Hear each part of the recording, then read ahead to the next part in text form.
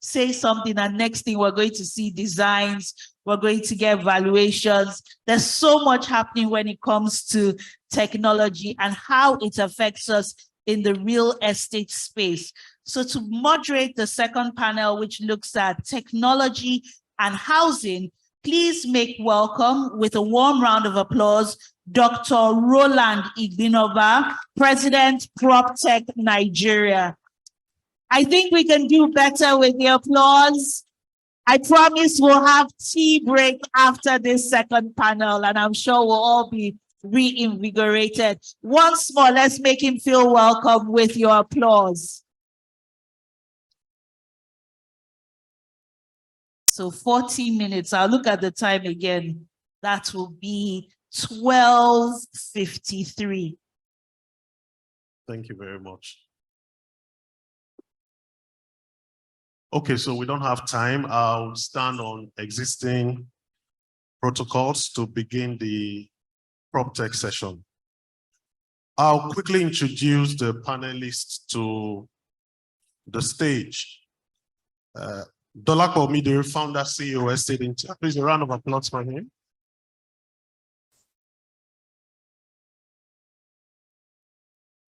Fola Ogunsiakan, co-founder and group CEO, Wondo Technologies.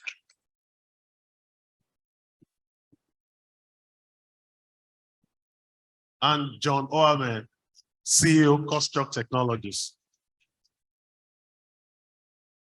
Now, this session is not just for the youths, okay? We've heard the challenges on the supply and the demand side. And it's very interesting that we are in an era where the capital inflows globally into real estate technology, which is PropTech, is nearing $30 billion, right? And you have less than maybe about 0.001% of that capital flows into Nigeria. Now, it's a very good thing that today we are celebrating 40 years of Dia Fatimilei. They have carried us till this time, you know, for the last 40 years. And my prayer to the founding partner and to the team is that as they look into the next 40 years, technology should be a critical pillar and ingredient in the way we do real estate transactions. I know that there are several estate valuers and surveyors in the room, but until I'm able to get a valuation report at the click of a button in less than 5 minutes, we are not doing real estate yet. And all of those challenges that we talked about in terms of how do you bring capital flows, it will not happen. A very good example are the commercial banks, okay? Today, fintech has taken a major role in finance, from USSD to all of the payment systems, right? The banks never thought that that would happen, but today is a different ball game. And I don't want to waste time. These are experts. They raise money in the market. So when we say PropTech, I just want us to understand it's a new generation of thinking around how real estate transaction will happen in Nigeria. And the question is very simple. And I'm going to start from Dolapo, because you're doing a lot of research. How do we scale up real estate? We've had the challenges this morning. How are we going to solve their problems? All right, because we have the answers. Go ahead. Thank you, Roland. You know, I purposely sat here so I won't be the first person that you ask the question to. And here I am. But I mean, important one. I think there are two ways to look at it. Within the real estate markets, trying to scale, even if you forget about technology, we have to look at the main problems that we're facing. Financing, the cost of construction, the Land Use Act, so many fundamental problems. And I think quite a few of them have to do with the economy on their own and the way the government is structured.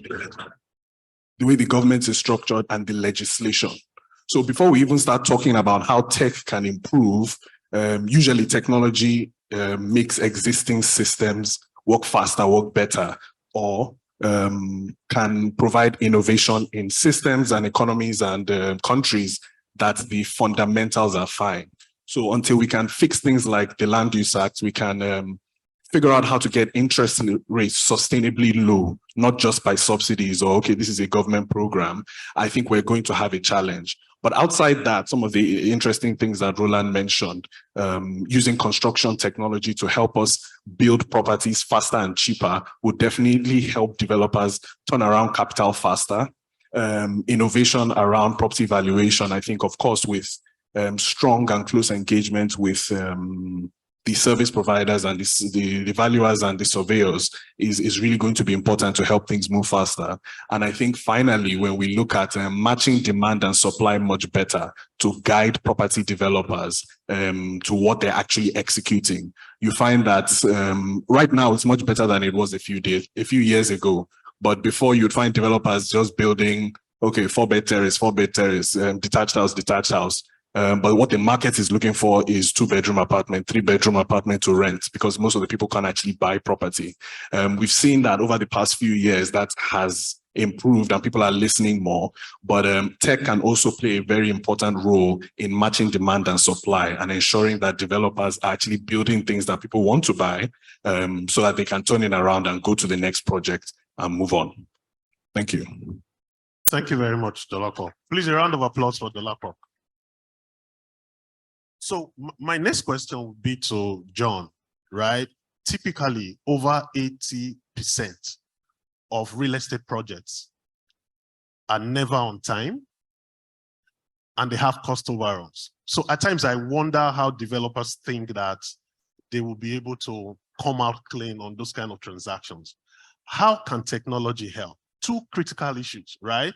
They are never on time and they are always cost overruns, such that at the end of the day, they find it very difficult to sell.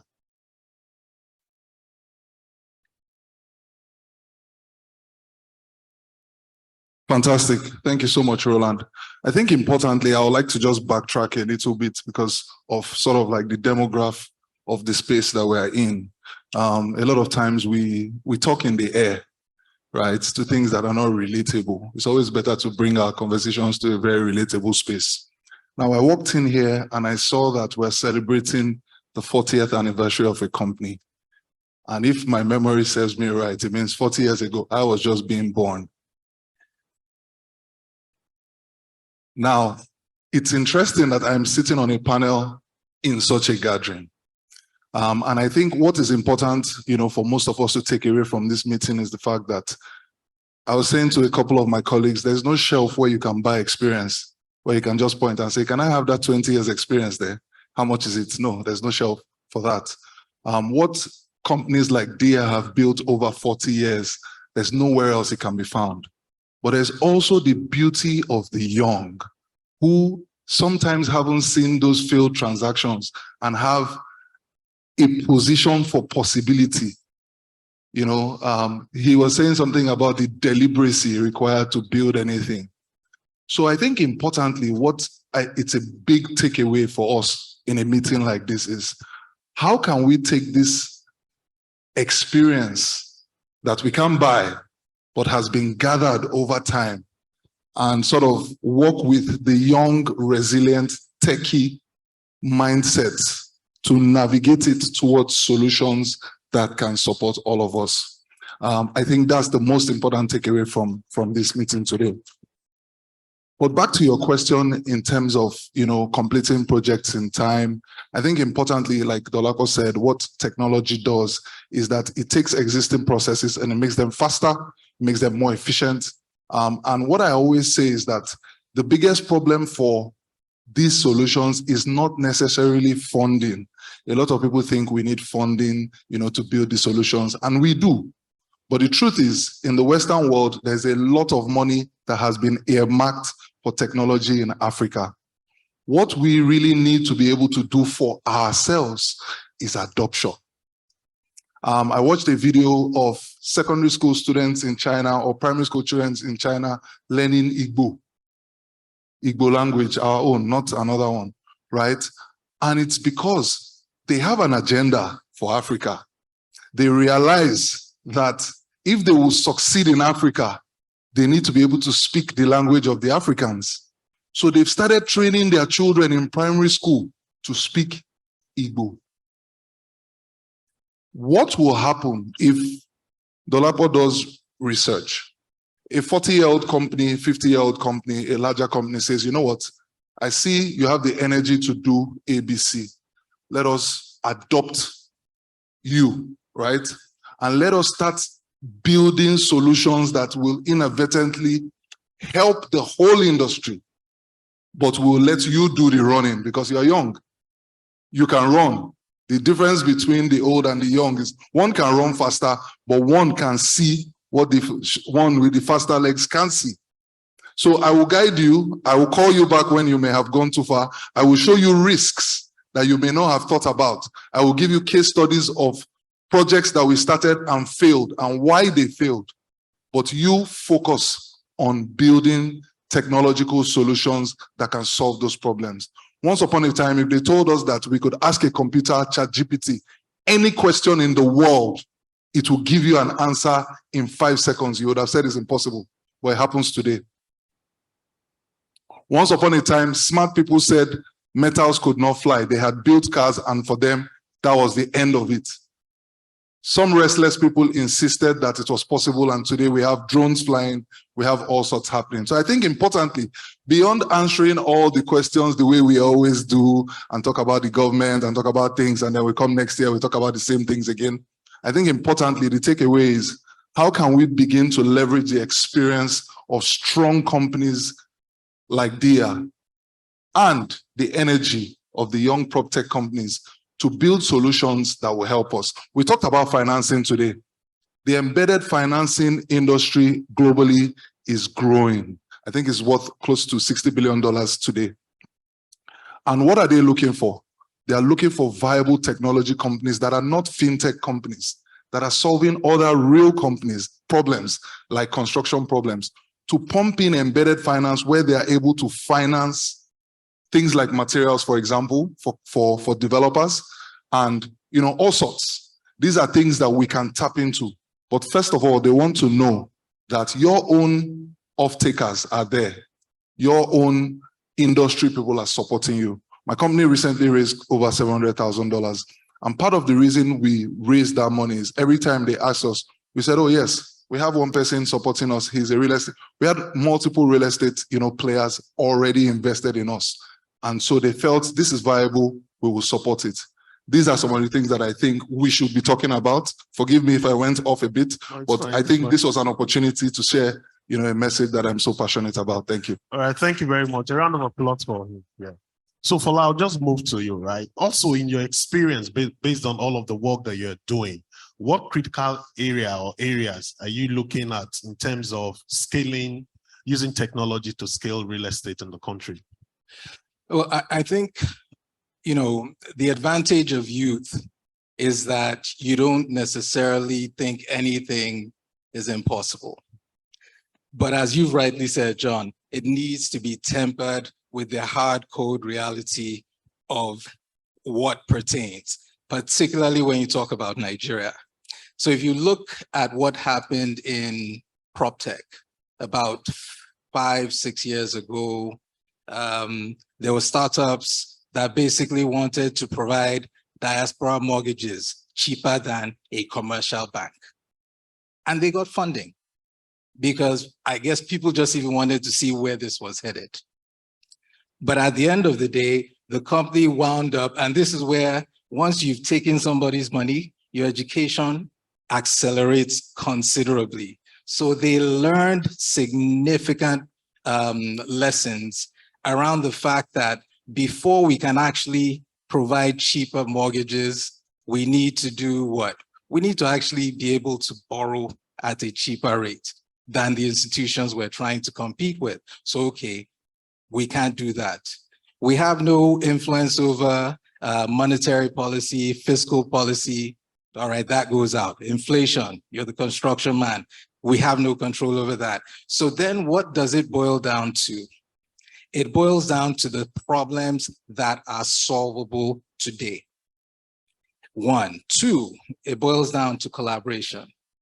because the selection of people on the stage today is not a coincidence.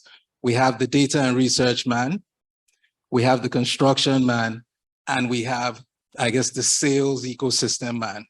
Together, we actually form a value chain, both at the beginning, through, and at the end. And what is important is a fundamental understanding of the problems that you're trying to solve. Technology can do a lot. As Dolapo mentioned, there's efficiency. There is the monetization of data. There's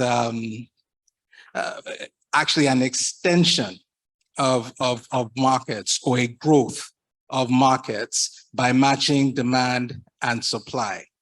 But at the end of the day, when it boils down to it, what we do need to make sure is we do not disregard the realities that we're operating within. And we need to, where we can encourage, let's encourage.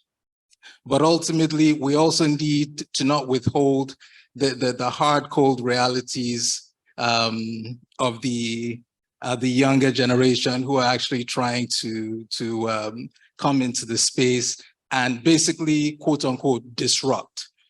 Because that's a common phrase that, as far as I'm concerned, has been abused. We want to disrupt this industry, or we want to disrupt that industry. And it's the potential disruptors that wind up being disrupted. Because if we look across the room, as much as we all want to make money, there are some fundamental issues with even the use of technology and scaling up the real estate space. And I can't remember who mentioned it, it's adoption. Adoption is probably the biggest issue when it comes to scaling up technology within our space. Because a lot of our professionals aren't necessarily professionally trained.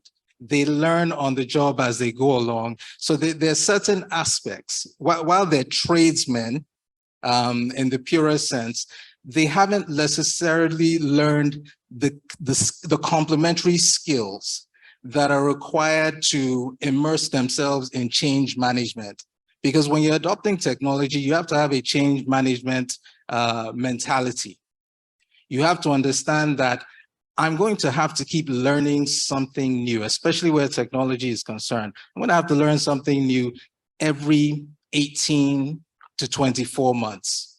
And if you don't have the stomach or interest for it, eventually you're going to be rendered redundant. So all of us as organizations, we need to look at our staff. We need to actually start to condition our staff to be a lot more open to new things, new ideas. And by doing so, that is when you're now creating your own capacities, your own organization's capacity to be able to scale up at the rate that technology can allow you to scale up. Thank you. Thank you very much. Please, a round of applause. So I think we're just going to stay on the conversation around adoption, because that's also a very big deal in the market. So you develop products or Proptech products, and then you're not able to scale and let people benefit for that product because there is adoption. And Dolapo, I'll just come over to you in terms of adoption, to say that across the value chain, access to land, sales and marketing, finance, property management, and all of that, how can adoption really help in scaling the sector? Sure. An important thing that I guess John had mentioned around adoption is that it's potentially more important than funding. You can raise as much money as you can externally or internally, but if you can't get the users to actually use your product, you're not going to have anything to do. The importance of adoption is that it gets you closer to product market fit. And product market fit is the place that property tech companies or tech companies in general get to, where they can see the exponential effect in their growth in revenue, in their growth in users, in growth in all the important metrics. And you will never get there if people are not using it and complaining, or using it and telling you, oh, this is fantastic, using it and telling you, oh, this is broken. You need that constant interaction from the users to help you iterate. And the way you build a product is you have an idea, You get some money, figure it out, and you give it out. Anybody that is willing to pay you money to do anything, you go and sit in their office, watch them use your product, and you continue going back, fix it, they complain, fix it, till you can get to a scalable place. So without the users giving you the feedback to iterate and improve, you're left with nothing. There are so many platforms and tools. I think even in the PropTech space, one interesting sector is visitor management. There's a lot of activity there where people want to control estates. We're obviously a very estate-driven real estate market in Nigeria, because developers often have to build independent communities because general infrastructure is not good enough. So what you find is that access control into these estates, people want to make sure, oh, there's a log of support staff coming in, of the people coming in and out, and they don't want to use books. So a few years ago, the major companies that came into the space, GatePass, for example, Planet is another one. The objective was to try and digitize all those processes. But what you found is that, okay, you try and use it, you give the security man, after 3 months, everybody's tired, they just open the gate again. Another 6 months come, maybe they try another one. Where I stay now, they've quit the app, they've started sending us WhatsApp code because they're tired, nobody wants to use it, and it's just causing commotion. So the important thing here is that you can have a fantastic idea that is conceptually revolutionary, that can, wow, look at all this paper. Okay, if we digitize it from the office, in the head office, you can search for anybody that's entered your estate. You can do some nice data analytics. You can draw out some insights. But if you can't get the people to use it, or you don't have the information to develop it in a way that the people want to actually use your product, you're left with nothing. So that adoption is very important. And when he said, for example, working and collaborating with big companies in the real estate space, like Dia Fatimi Lane, who have decades of experience. 40 years is what we're seeing. There's so many other companies like that that can use their historic knowledge to help innovation and save a couple companies, whether it's in the construction space, the research space, the visitor management space, any space in real estate, saves them 2 to 3 years of scattered movement and accelerate that growth process, which will in turn help everybody in the industry. Thank you. Thank you very much. A round of applause for Dolapo. I think we have 10 minutes more, so I'll just pause if there are questions from the audience. If there are no questions, then we'll continue the conversation. You have a question? Okay. Okay, 2 questions from the audience. Okay, so the first one is, what role is there for 3D printing in housing? Yeah, so I'll just let any of the panelists want to go 3D printing in housing. John. Yeah, I think it's an inevitable progression. The only question is, how fast will it be, right? And I think that's what we're talking about, how we can deliberately make it faster by adopting. Like, you know, the other panelists said, there's a lot of rails that need to be in place that help, you know, innovation to grow. Part of the reason we can even be discussing PropTech today is because we had FinTech, and FinTech brought a lot of the payment rails, it brought a lot of the exposure, it brought a lot of international, you know, eyes to look at us. And so now it's easier for people to even understand certain digital concepts. So I think, in my opinion, 3D printing is somewhere 2-3 steps ahead. What we are doing at Cutstruct currently is that we're starting with the efficiency of the procurement process. We have in future to look at the efficiency of hiring workforce. We have in future to look at the efficiency of managing the process end to end and being able to see on a dashboard how well you're doing, which we believe would help reduce the amount of failure rates in development. It will also help with sort of certifying who are the good quality real estate professionals, so that even when there's funding for it, that issue of trust that we talked about, you know, is sort of eradicated, because these guys, you can see their track record on a platform where you have access to see what they're doing. Today, if somebody was trying to request funds for real estate, you probably were asking for things like, his previous projects, his bank statements. Those things don't give you clear data, right?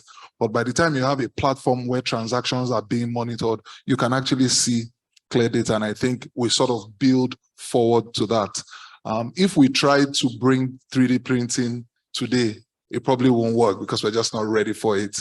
Pricing, there's just so many factors. So I think importantly, what we want to do, and that's what I always say, let's not just talk about things that are impossible to accomplish. Let's break them into bite size, right? And let's start dealing with them line upon line, one after the other.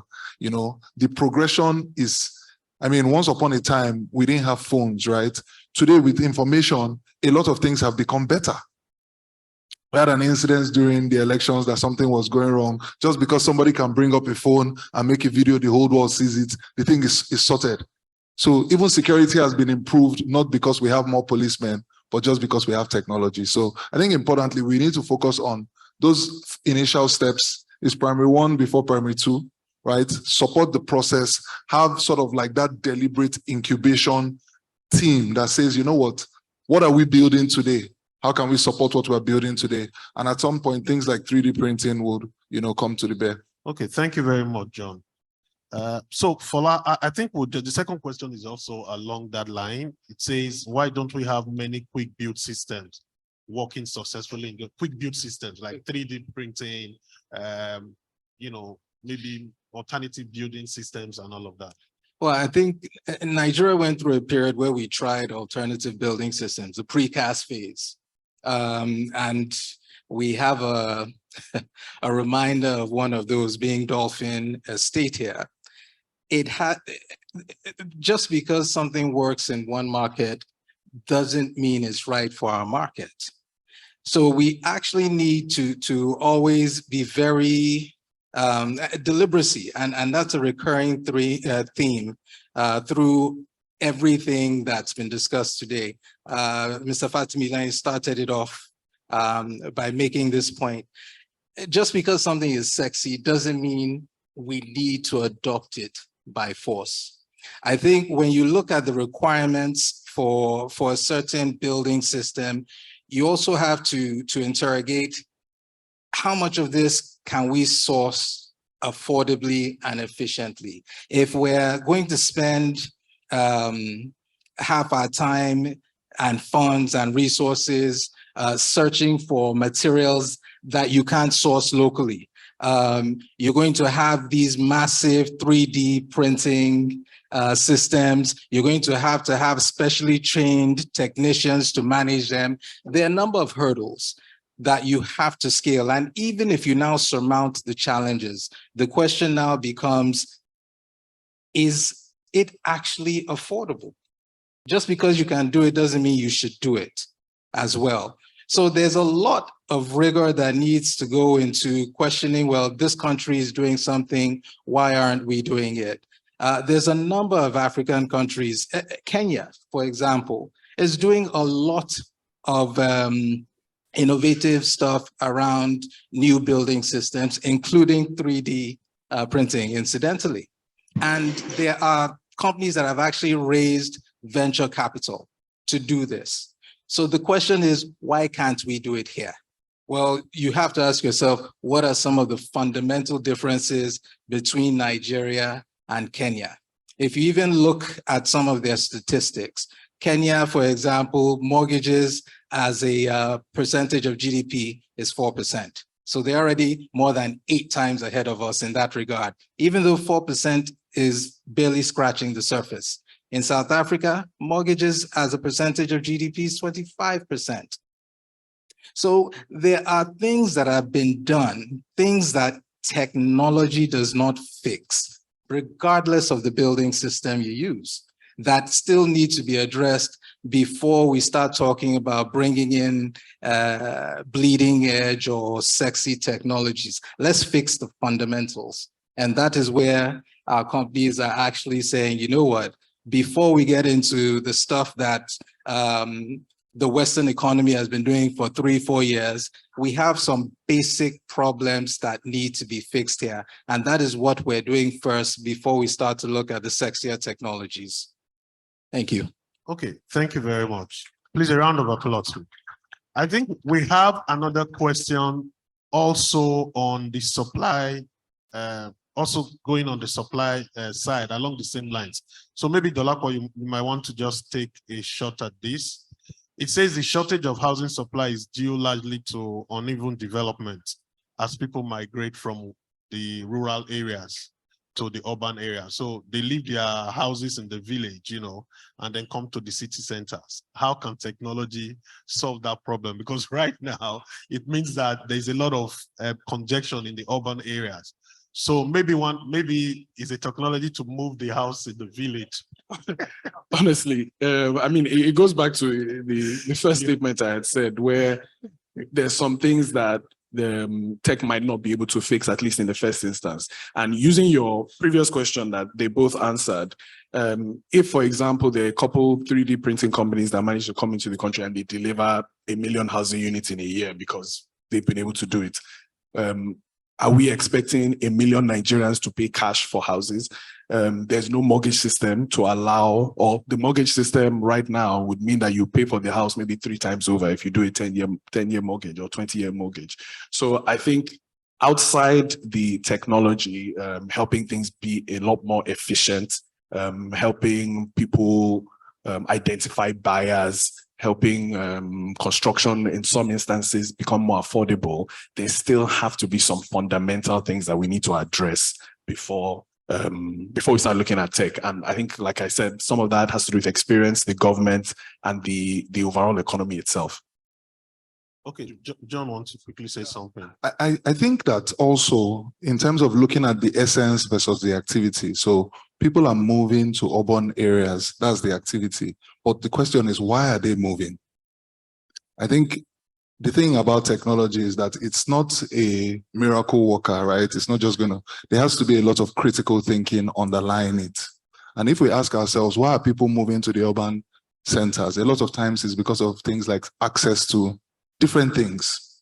So question is, really, is it possible that somebody living in Ibadan, right, can work in Lagos? And the answer is yes, because I know a lot of people who work in the US and live in Nigeria today because of technology. Well, COVID showed us that a lot of things could have been done digitally. A lot of people haven't gone back to what their lives were before COVID to date. So yes, actually technology can. It can even reduce the need for people to migrate. If the government starts to look at policies around remote work, not just for the employees, because when you talk about remote work, most times employers are scared. If we allow them work from home, will they do the job? But even protecting the employers as well, which now means that things like even, what you call employment acts and so can be further looked into. So if people are not performing, they get fired, right? But you are allowed to work from home. There's a lot of ways that we can creatively. One of the things we'll all agree on is that we have a huge problem in Nigeria, right? And if you have 100% problem and each different tactic is taking 10%, and we have 10 different ways, then that's how you solve huge problems. So I think really there's actually critical thinking involved or required, and there can actually be solutions to some of the problems that we have that are not related to the government, including, Ogun State is doing something for the technology ecosystem. They're basically making it interesting for people to move there. If that goes well, like I think it will, all the people that will move to Ogun State are people that could potentially have been moving to Lagos. Okay, John. Sorry to just interrupt you so we can wrap up. And I think it's also a good place, so that we don't leave the panel without also talking about all of the conversations around finance, whether on the supply side or on the demand side. And I think a lot of things are happening in that space right now. So today you have fractional investment for real estate. You have a few startups like Cable, there's Realty, who are using the cooperative housing model to do fractional real estate investment. So what this actually means is that if a house is 50 million naira, and you cannot afford that house, 10, 20 people can come together as an investment, invest in that house and then begin to earn yield on that kind of project. So which is also helping in terms of creating wealth for people. So today, you don't need to have some 50 million, 30 million naira to be able to get into the real estate investment ladder. In December, I think January 2021, the Securities and Exchange Commission brought out the guidelines for crowdfunding. You know, and today I'm very happy that one of the startups that I'm also involved with, Prop Crowding, has a SEC license to actually crowdfund for real estate development. So if you're a developer in the room and you're looking for financing, you can go to propcrowding.com and you are able to, once you meet all of the SEC regulations, you know, because there are a lot of conversations about the debt. I think Mr. Ogunire mentioned the debt around retail investment. So there are a lot of retail investors out there who don't have 1 million naira, you know, but they have 10,000 or 20,000 and they can get into investment. I just thought it was also important to mention that since technology cannot solve all the problems, but there are a few problems that the regulators have even stepped into to try and solve that problem, and which is the finance area for real estate. I think on that note, we're very good with time. I would want to take one last word from the panelists and we're good to go. So John, I'll start from you. The last word. Well, I like to call myself an ambassador of hope. If Dubai could have been a desert a few years ago and is what it is today, I think it's possible in Nigeria. I think it's unfortunate that we have a lot of times been conditioned to think that everything will fail. So we just don't bother trying. I think it's important that we get to a point where we start maybe setting aside a little resource. If every company says, you know what, if we're profitable, we'll set aside 10% of our resource, 5% of our resource to innovation. Let's try and fail. The only way to succeed is to try, right? If you don't try, then 100% failure. If you try 50%, what if it's 50, right? And of course, there are the realities. So you can't set out all your profits to try, right? But if we start setting out little pieces of everything we've made to say, you know what, let's brood new ideas. Let's think around them. Let's get, you know, people in the room to incubate these ideas. Maybe in the next 10 years, you know, we can be like Dubai, we can be like Malaysia, maybe not 10 years, but you know what I mean? Point is, it's doable. First of all, we have to have the mindset that it can work. If we already think it's failed, then it's failed before we start. Thank you. Dolapo.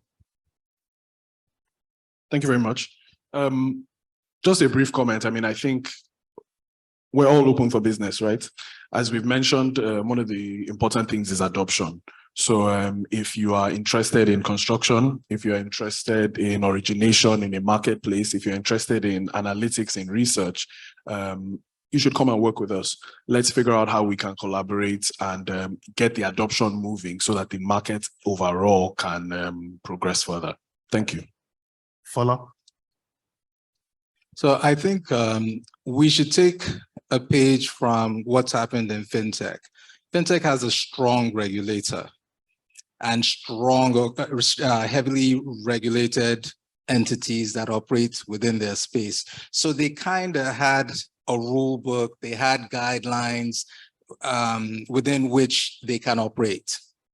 So they're a lot more organized when it comes to collaboration, to partnerships, you know, the do's and the don'ts when it comes to anything related to financial services. We don't have that within real estate at the level that we need to. As we've identified, there's so many disparate organizations pulling in different directions regarding supply, regarding demand. So I think one thing that we need to start doing in the private sector, which obviously includes the Proptech startups, is to start working together very closely, to start collaborating a lot better in joining forces, combining our strengths to start solving some of these problems on one hand, but on the second hand, to also put a strong coalition forward to the government to see how we can also help to, I guess, nudge the government in a direction that favors not just us, but the nation as a whole. Because when you look at investing in real estate, there are two reasons you buy real estate. Either for what you mentioned last, which is to create your invest in a new asset class that isn't normally available for someone who can't plunk down 30, 40 million or above for a house. So you can do it on a fractional basis. But the average human being wants a secure roof over their head first. And then eventually they want to possibly be able to become a landlord. And those are the kinds of things that we should start assisting with while the government is working on the loftier aspects of home ownership, cost of money and what have you. We also need to start getting a lot more organized in the private sector so that we can also start working with the government as a whole to influence some of the policy around execution and monitoring, because we're not short on laws, as we've highlighted.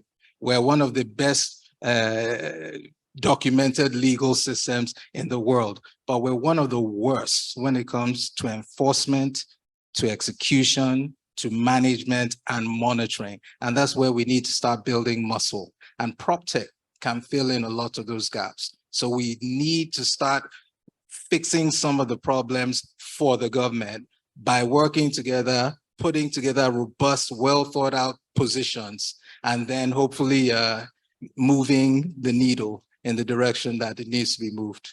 Thank you. All right, thank you very much, Fola. I think in wrapping up, my last comment would be that housing is just not about home ownership, right? There's rental housing, and we've seen a lot of the PropTech startups helping with rental housing, not just rental housing, but ensuring that you can pay on a monthly basis. So you have people like Split, you know, who do it on a monthly basis, right? And there are several PropTech startups. So technology is already helping to scale up housing, so to speak, so that we don't just keep thinking about, I want to own a home, I want to own a home, I want to own a home. There's also that level before you get to that place of owning a home. You just need somewhere to stay and all of that. And I think on that note, please help me to give a round of applause to my amazing panelists. Thank you so much. And please also applaud our moderator, our timekeeping moderator. You've done an excellent job. Please remain on stage. Would like for the founding partner, strategic advisor, and the head of practice to quickly join the panelists and moderator on stage for a quick photograph.